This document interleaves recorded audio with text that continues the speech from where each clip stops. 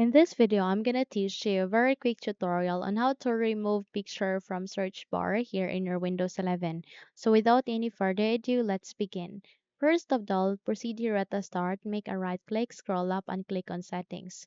You can also press Windows key and I key together on your keyboard, and in that way or manner, you would be able to bring up the settings window. Okay, so here at the settings, directly proceed to the left side of it and locate for the privacy and security. So click on this one. Once you've clicked on the privacy and security, you need to proceed with the Windows permissions. And under it, you need to find for search permissions. So click on this one.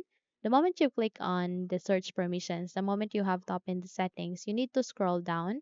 And there you can see more settings where you can see this show search highlights. So there you can see content suggestions in the search box and in search home. So there you can see is switched. All you need to do is you need to turn off, and in that way you have just successfully removed the picture here in your search bar.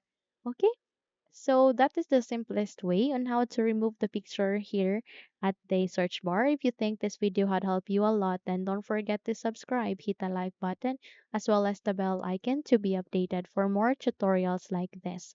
Thank you for watching and have a good day, everyone.